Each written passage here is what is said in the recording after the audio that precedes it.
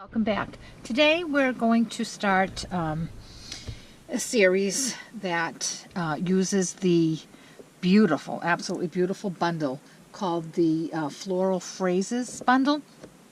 And this is the first card we'll be making. But before we get started, in the catalog, it's on page 77 of the 1617 annual catalog. And it's part of a suite, and it's called a Floral Boutique Suite, and it's just beautiful. It has these gorgeous pattern papers. It has some coordinating washi tape, and then of course it has the stamp set, which is called Floral Phrases, and it also has the thinlits called the Detailed Floral Thinlits, and it also has some thick baker's twine. And there are just so many things you can do with this suite. You can certainly make cards without any of the stamps and just using the thinlits. You can use just the stamps. You can use a mixture of both. And it has, like I said, the coordinating paper and the washi tape, which is just a terrific suite. So the first one we're going to do today is this one here. And as you can see, there is absolutely no stamping involved. Of course, I'll put a stamp. I'll stamp something on the inside of that.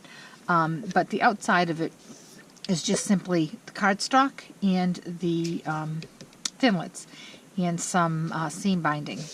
So what we need for supplies is thick Whisper white, because I'm using the white as a base. And it is cut at 4 1/4 by 8 1/2, scored at 5 1/2. Then a piece of the Night of Navy.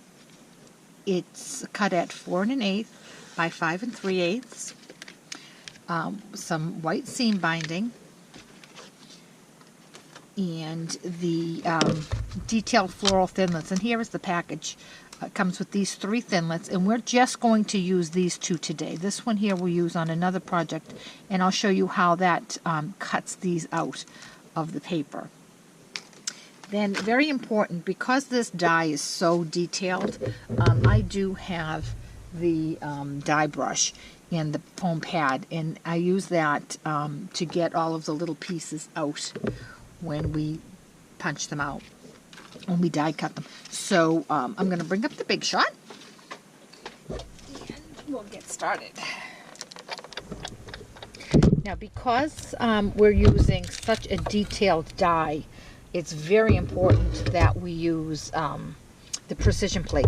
So I have my sandwich, I have the Big Shot, and I have the new cutting board, cutting mat sandwich, the Big Shot platform with the thin die adapter. Then I have the precision plate. Then I have my blue paper. And then I'm going to bring over my dies. And I'm just going to line these borders up so that I have a nice even border. And the same down on the bottom. I'm going to put in my top plate and then crank it through. It's a tight squeeze. There it goes.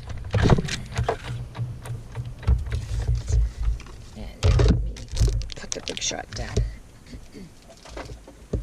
Now I like to keep my foam brush, the pad, in a stamp case, just so that it catches all of my my little pieces and I don't have them all over the place. So what I do is take this brush and just run it over the die. You can do it a couple different ways. I've seen people pull the die off and then run the brush over, and then others do like I did, just run it over the die, and then when you peel this die off, whatever is still attached, you run it through again. So it's a bunch of different ways. Just remember that you're not going down with a whole bunch of pressure, because you really, if you use too much pressure, you're going to rip your paper, and that would be a shame. And then when you're done, whatever there's that hasn't come out, they just need trust me, a very light touch. They're going to pop right out. See how quickly those come out? They just pop right out there. They're cut and they're separated. They just need a little push coming out. But it sure beats having to do all of it. Between the precision plate and this die brush, it's terrific. Okay, so we'll move that out of the way. And now before I mount it to my card base, I want to attach my bow. Now I did try to use some of that nice satin ribbon for this instead, but I just found it a little bit too thick. I didn't like the end result. So I decided to go with the seam binding. And I cut, it's probably about a 12-inch piece. And I'm going to put that right across here. Now that other piece that was in the die set, this one here, if you used this one here, then that would just detach your die cut from your paper. So you can, like I said, you can use this in so many different ways, but we'll do that on another card project. So I'm going to gather up my ribbon. And I'm going to go, here they are, and go right over left. Oops, come back here, my paper's moving. Right over left. Now when you make a bow, this is the most important part. The natural tendency of the ribbon is to go this way. But in order to make your bow come out straight, you need to push your ribbon, shape your ribbon, if you will, so that you have this. It's going up and down instead of sideways. See that?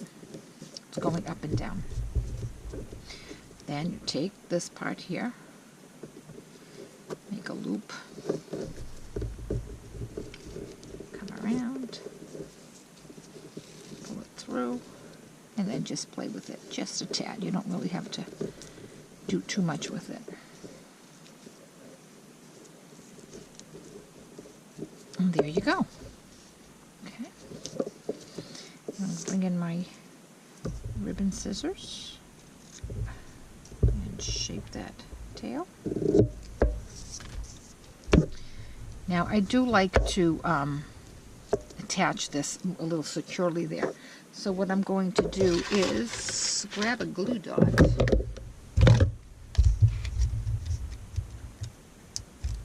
and just put that behind my bow and press it down. Now to attach this to the card base, it's a little tricky because you have all this thin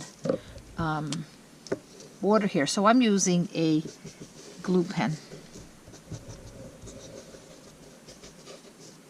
And just running that along the edges.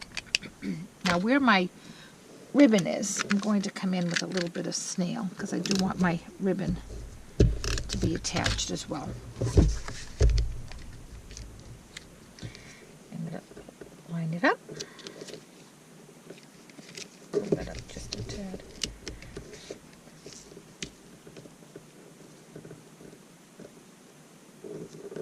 The border of the white is very thin, but I did want to have a border. I'm a big border person. I like to have things stand out, pop out with borders. Fuss with my little bow. And there's my card. Like I said, no stamping. I would probably stamp a sentiment inside, obviously, unless I was going to make it just be a note card. But really easy, and that's just one of many, many, many different ways that you can use these beautiful thinlits. That goes with part of the suite. I do hope that you'll come back tomorrow, where we'll do another card using the suite, and we'll be doing some stamping. Thanks so much. Have a great day.